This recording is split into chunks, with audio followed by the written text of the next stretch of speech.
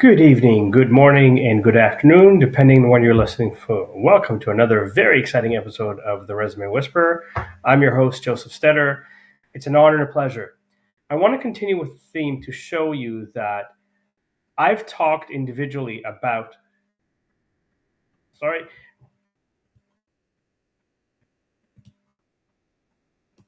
and so I've been talking on my shows about the fact that you need to stand out, whether it's your resume, whether it's your interview, what's the effort that you put in. And right now, I'm bringing different experts from different industries to show you a pattern that this is what it takes to succeed. It's not just who has the most education, for example, or the most designations, or the most experience. You have to have that little bit extra. Today's guest is a gentleman by the name of Matthew Riley that has climbed the corporate ladder very, very quickly. In fact, he didn't even start in the corporate side. I'll let him tell you a little bit about that. And not only did he do the extra to get ahead in his career, but now he's the VP of a company called CNS, which builds technologies for companies around the world. So let's welcome Matthew Riley to the show. Hi, Joseph. Thanks for having me. It's a pleasure and an honor. So, Matthew, let's start with kind of if you want to tell us a little bit about your career background and kind of what are some of the things that you did to get noticed and advanced in your career or kind of create opportunities for yourself? Sure. So I started my background. You can tell by my accent, comes from the UK. When I was quite young, around 17, 18 years old, I got the chance to work for a member of parliament, and from there, did some work in on the public side rather than the private side. A lot of the stuff that I did at that time was more community orientated, items like that. And it was only after a few years that I made the move into the private sector, first in the UK and then elsewhere. I got the opportunity in 2019, much later on, about 5 years later on, to go and work for a company called Computer Network Systems, or CNS, as you said. CNS is a software development company founded in 1992, based in Bangladesh, in Dhaka, Bangladesh. So it's a very different location from where I'd been working previously, which was either public in the UK or private in both the UK and France. And at the time, the company, even though it was much older, was predominantly focused in those markets, was looking to expand, and so was bringing on a team of different people from myself from the UK. There was some team members from India and elsewhere to focus on international expansion. In terms of when I joined the team, it was a small team of us who were focused on that international expansion. This was pre-COVID, so we were all in a small office together, and that shows a lot about how work culture has changed very quickly. And we were looking at different opportunities, identifying different opportunities, and I think from the beginning, the way the company is structured and the way the company is organized is teamwork, effective decision making, and sticking to decisions as a team, as a collective, was very, very important. And of course, one of the things that's key to the UK public sector is that in the UK public sector, we believe in what's called collective responsibility. So collective responsibility, collective cabinet responsibilities, when a decision is made, everybody follows it. Well, in CNS and in our team, from the beginning, I found it, and as a team, we found it very important to take that collective responsibility. When we take a decision, we stick to it as a team, we take it as a team, and we follow through to the outcome as a team, whether we're successful or not. And then we own the results as a team, whether we're successful or not. And that remains an important feature of how we go. Okay, brilliant. Well, you said something in terms as a team, whether we're successful or not. So I want to kind of for you to answer in two parts. Number one, what are the little things that you did extra to get noticed and get promoted very quickly, and then be given this opportunity with CNS? And second of all, the second part of it, what is it that you do to create a culture of team and support at CNS as a VP and as someone that has kind of direct reports and people underneath them? Sure. So the company is a family-owned business. There is a lot of opportunity to, demonstrate to the management, and we have a very effective management.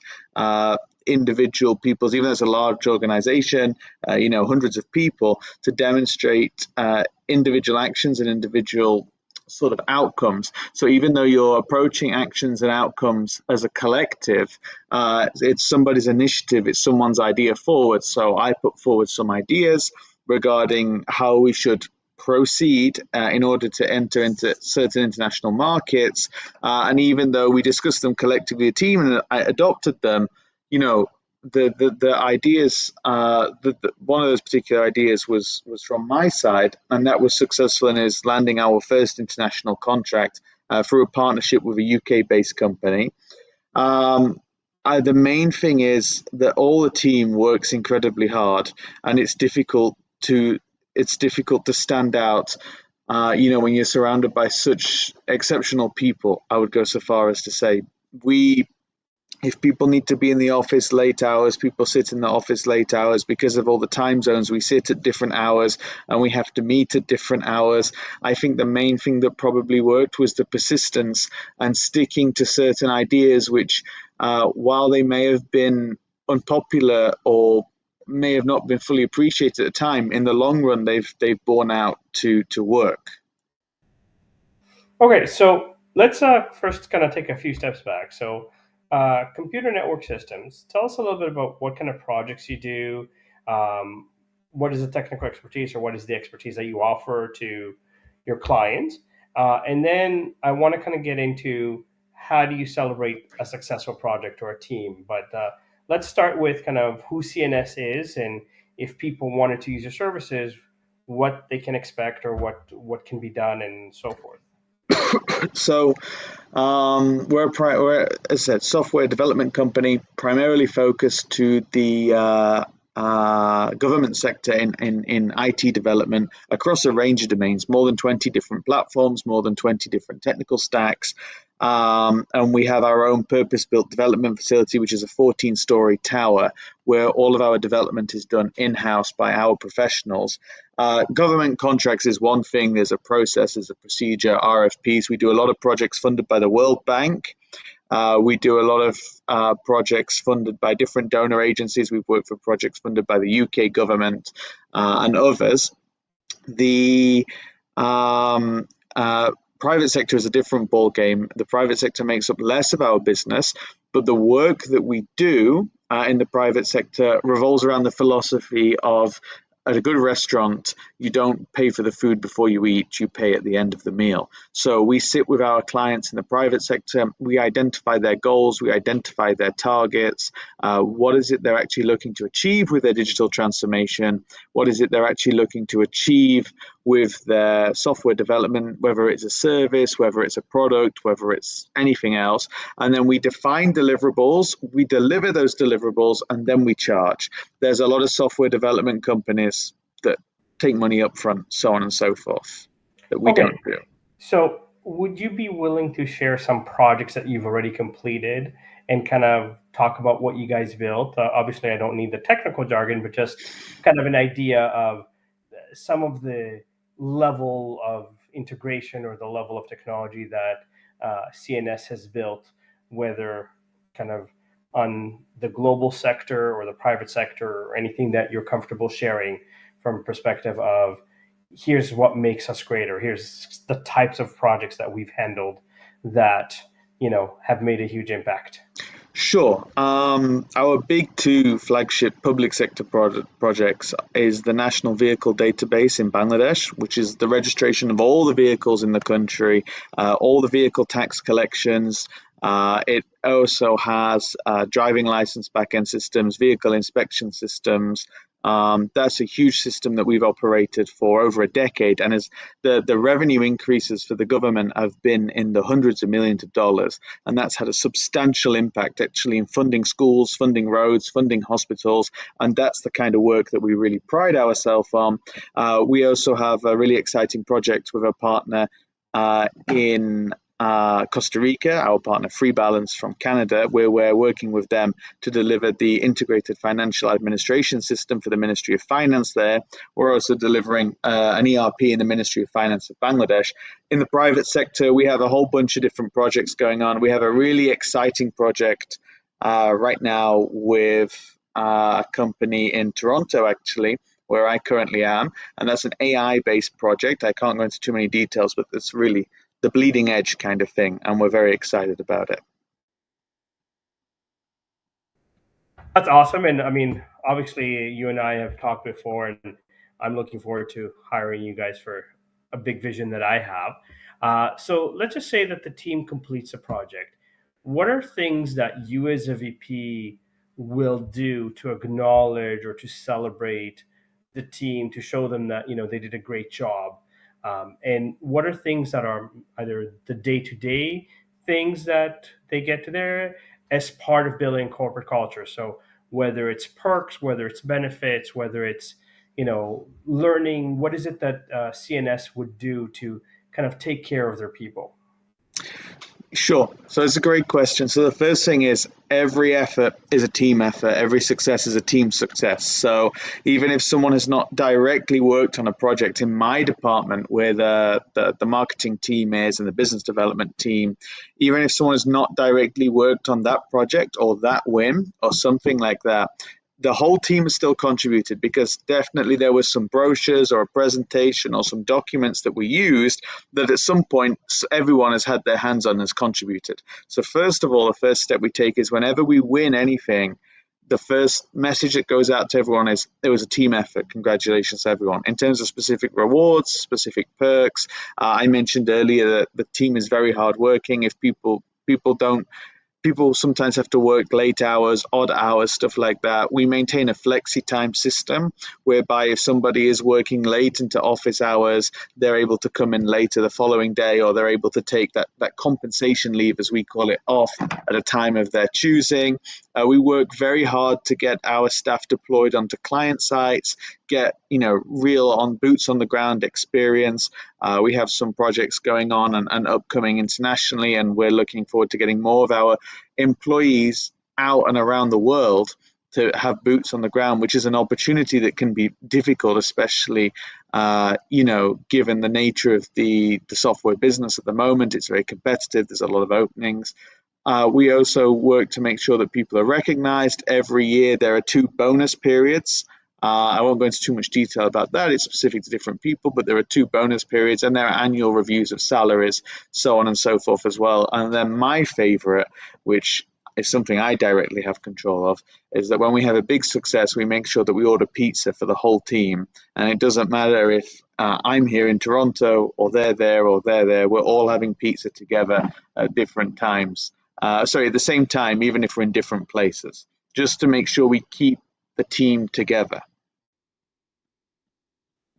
That's awesome. So you mentioned a lot of great things like the flexible hours and the pizza, and obviously the reviews. I think that that's very important.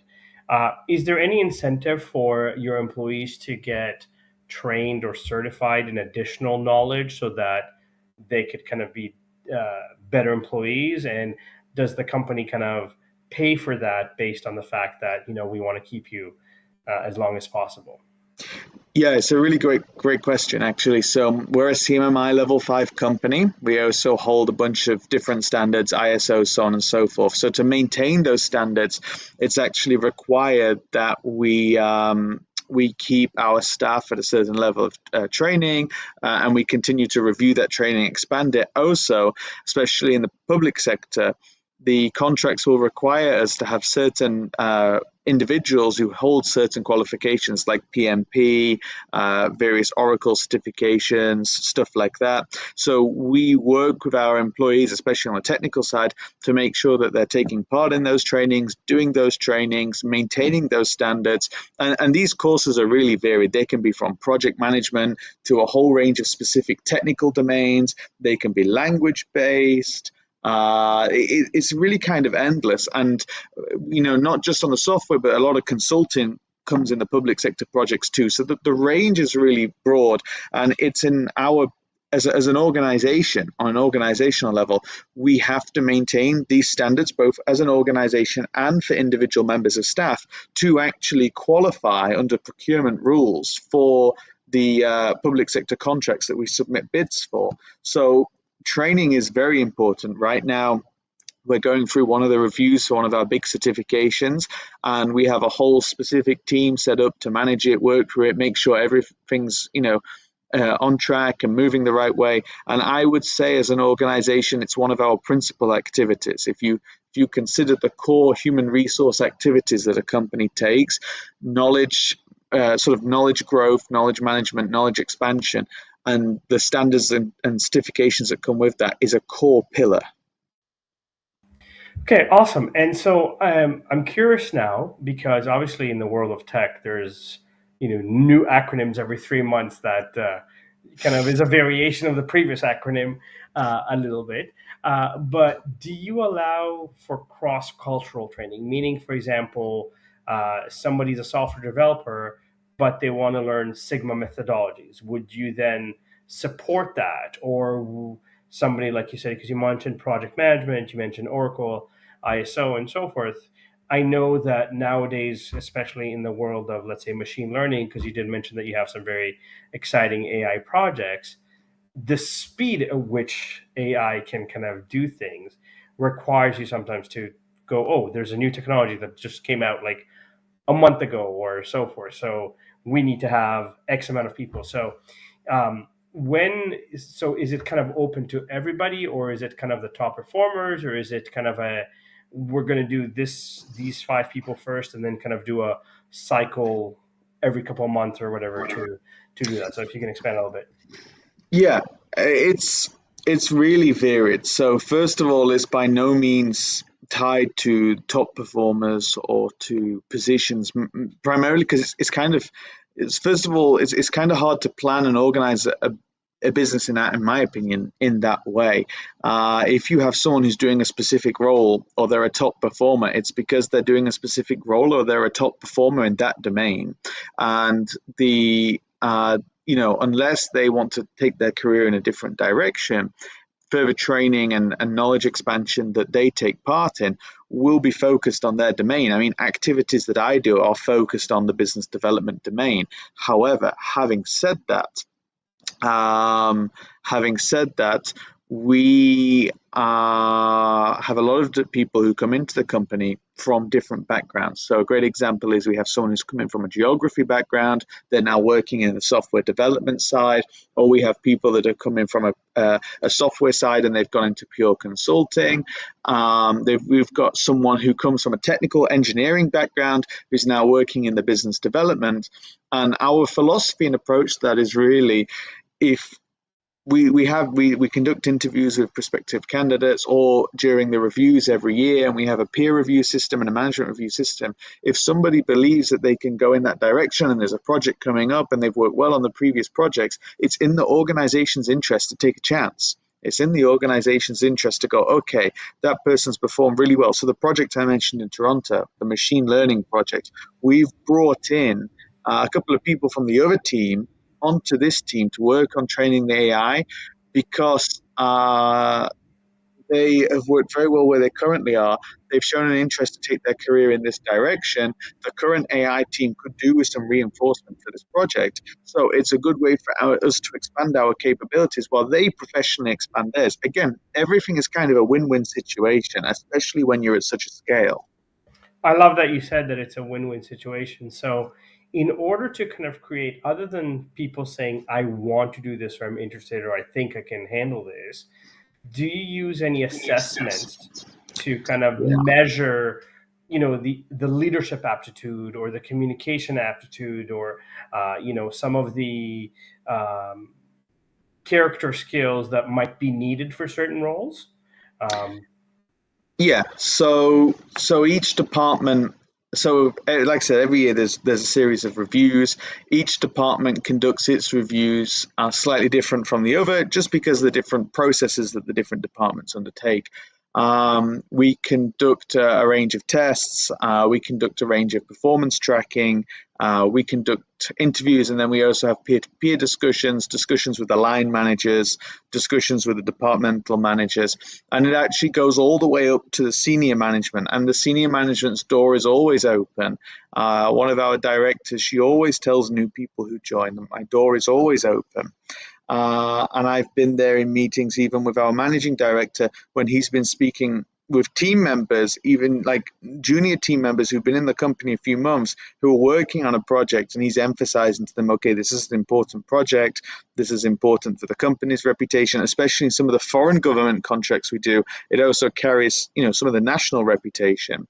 Um, and it's a very flexible organization on that. So there's this big data collecting exercise that's tailored to each department. The feedback kind of goes up the chain, and then the management very openly discusses, not just with departmental managers and line managers, but sometimes directly with individuals themselves. Okay, you're looking at going this way, you're looking at going that way. We've had it many times where people have left to go and pursue a master's or a PhD and stuff like this. And I've been there where one of the directors or senior management's been having a discussion, wishing them well. And a few years later, they come back because, the door was always open to them. And that's a policy that's for people in the company and outside. And that's brilliant because I think that speaks a volume to a culture that celebrates its people and allows people to shine where they're a genius. Uh, both as a recruiter and as a business owner, I've often been told I should never be the smartest man in the room because there's an element where I know what my strengths are, and I surround myself with people that are smarter than me or understand things better than me. So when you and I met, and you kind of explained technology, I said, look, I know what I want to create to change, to completely transform the employee experience, right? I don't understand technology. So I can kind of go, here's the recruiting side of it.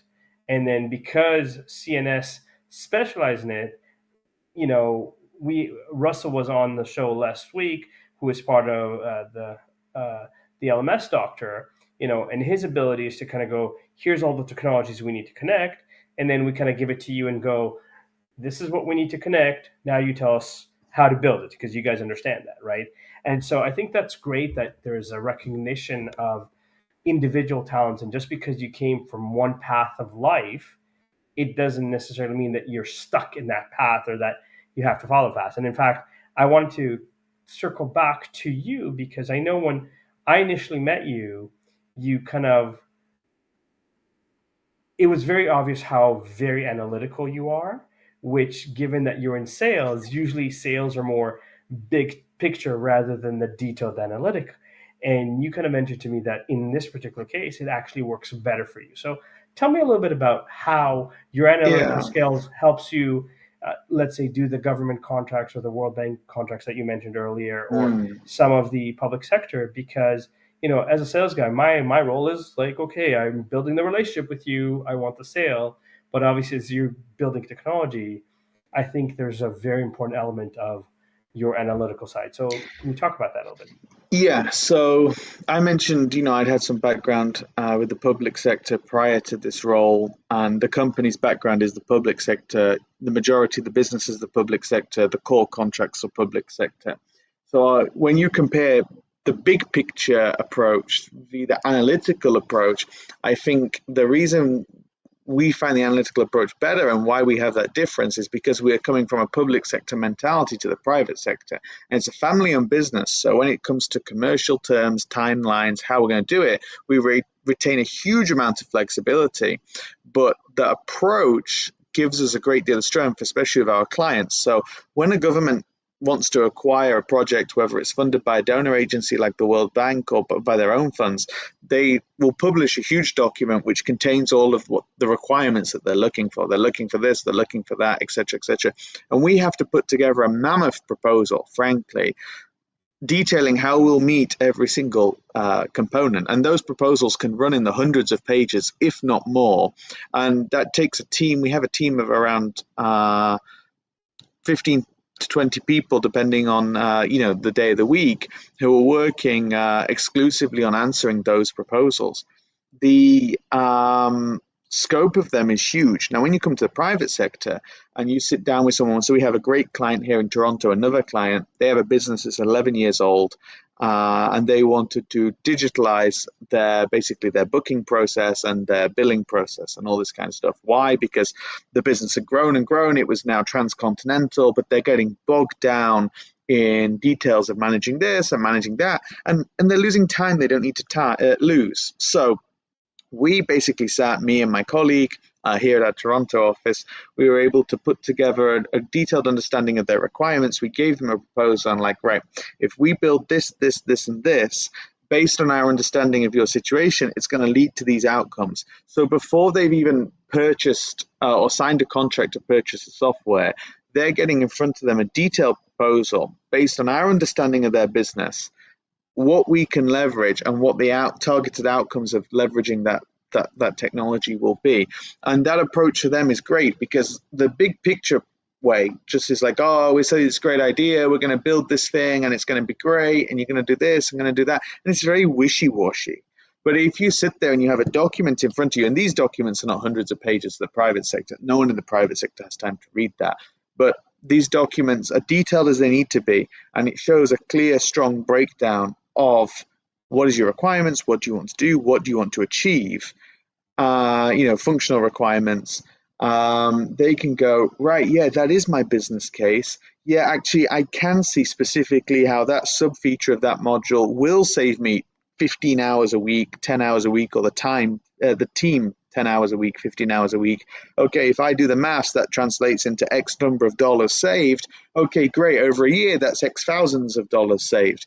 So they can see the ROI. Anyone, who's running a business knows how to calculate the ROI on anything they spend. So they can sit there and immediately understand the ROI, and you're not having to sell them a dream. You're selling them cold, specific numbers that they can understand, because it's rooted in their own business case. And that, to me, especially as we build on a deliverable basis, so we build and then we raise the invoice, so they're able not just to see the idea in writing in an analytical, concentrated approach, but they're able to implement the system, see that the system works before they're having to, cash out. Really, for us, cements the sales process. Look, and it's very interesting that you say, like, when I speak to new clients for my recruiting services, my culture services, you know, when they have typical conversations with recruiter, it's like, okay, here's the fee. I'm going to send you some candidates. I I'm very specific to kind of go, okay, look, before you hire me, what are the problems? What are the things that you're facing? Why aren't you hiring anybody on your own? I mean, you clearly have an internal HR team. So what's missing, or what are the variables that no one's hitting for you as a recruiter? And I make sure that they understand that as part of my process, I generally work in a flow where I'll never send more than, let's say, 8 people in the first round. I usually send 2 or 3 that have all the technical skills that they're looking for, very little of the personality, 2 or 3 that have some of the technical and some of the personality or character skills that they're looking for in terms of building a corporate culture, and 2 that have exactly what they're looking for in terms of personality and character, but are potentially more junior and don't have as much technical skills. And if I haven't hit the bullseye in the first kind of go about it, based on the feedback from both the company and the candidates, I hone in exactly on what's the gaps in the conversation. And I think that for me, even though I'm a big picture person, like you, again, not necessarily in a 200-page proposal, but I kind of go, here's what you'll get, here's what you can expect, here's how I'm going to communicate with. So if you say, I prefer that you email me rather than call me, for example, then I will honor that and kind of follow the guidelines of what you like. And I think that that's very interesting that you mentioned that, because, you know, um, while we were speaking, somebody connected with me on LinkedIn, because the show is live on LinkedIn. And as soon as I said yes to the connection, they were like, "Hi, Ryan. Would you like our marketing services?" And I'm like, if you looked at my LinkedIn profile, the name is not Ryan, kind of thing, right? So I was Yes, like, the one size fits all. yeah, and Not. it's amazing to me the amount of, you know, I'm a coach right now instantly, and I can do this, and in your case, because there's that level of accountability, because there's that level of in depth, you're also confident that you're delivering everything you want because there's so based on the conversation like that, what would you say is the percentage of change that occurs after, let's say, a client says, okay, let's sign up or let's do this? I mean, there's always going to be small changes because as you're doing things, you're always like, oh, can we add this or can we do this? That's kind of a feature or an Mhm. option. But on a kind of scale wise, given how in depth your functionality and outline of everything is, what would you say is the percentage of like big changes kind of thing? I'm not talking like, can we add this feature? Can we add a small thing here? But I'm talking about like, you know what, I changed my mind. I want to go in this direction kind of thing. How often does that happen? Yeah. So it's an interesting question again, and it varies public sector to private sector. Public sector is very formal. If they want to, we were implementing an ERP for a government ministry. They wanted to add two additional modules that were not in the original proposal. There was a discussion, there was a requirement gathering, there was a price. Much different from the private sector. The private sector, both the public and private sector, we only pursue projects that we believe in. That's the first point, because again, our model is we'll build it and then we'll raise the invoice. So we have to believe in the people, we have to believe in what they're doing.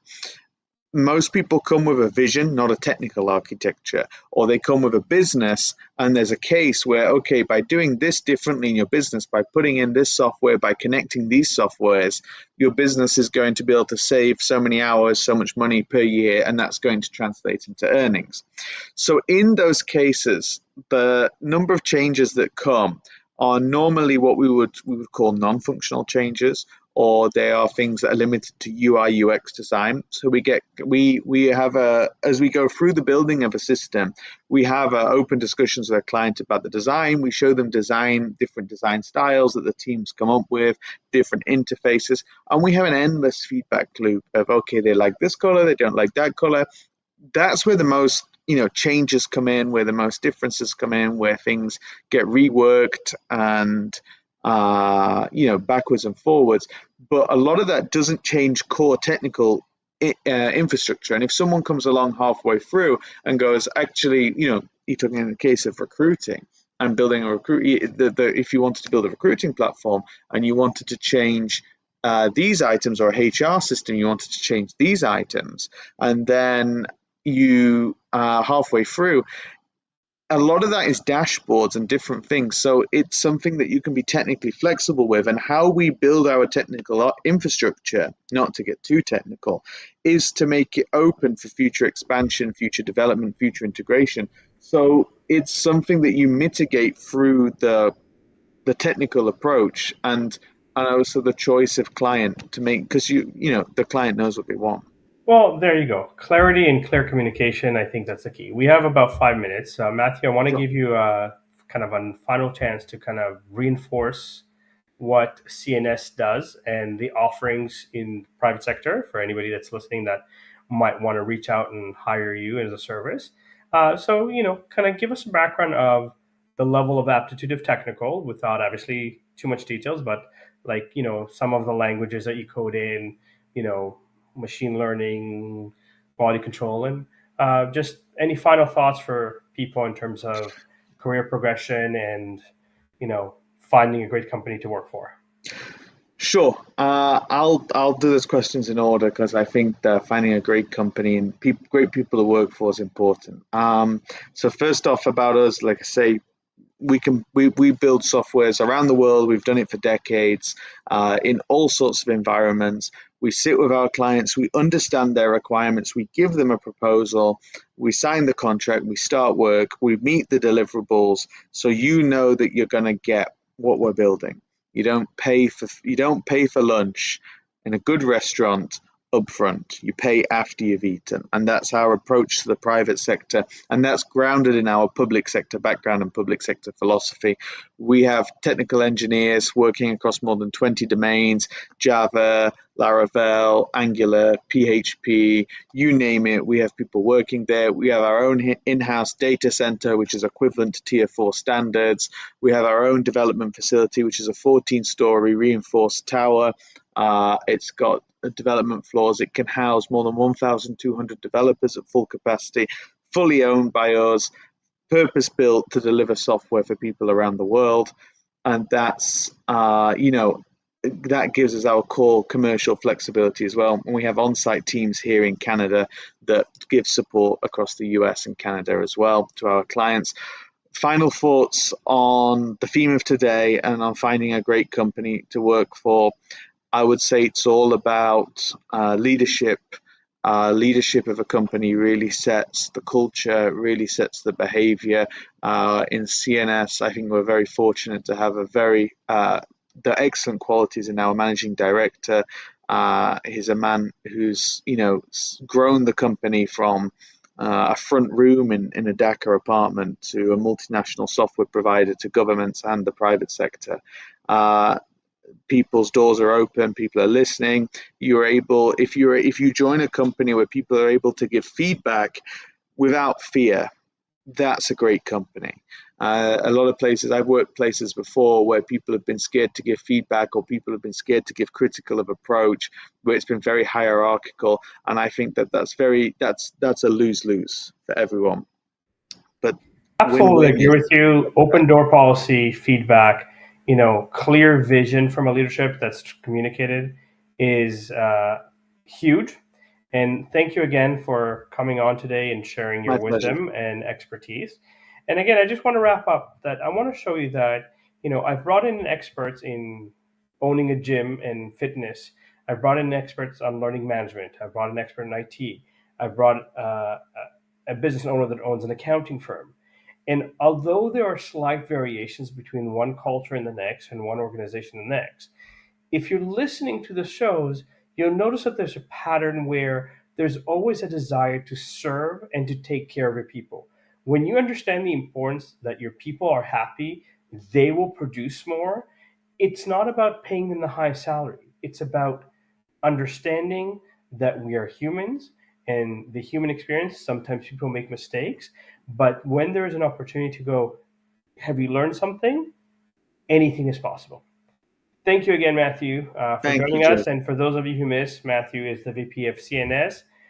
Feel free to email Matthew at cnsbd.com if you have any questions, if you are interested in discussing how CNS can build a great software for you. Thank you. Again, thank you for listening. Have a great night, a good morning, and a good afternoon. Good night, everyone.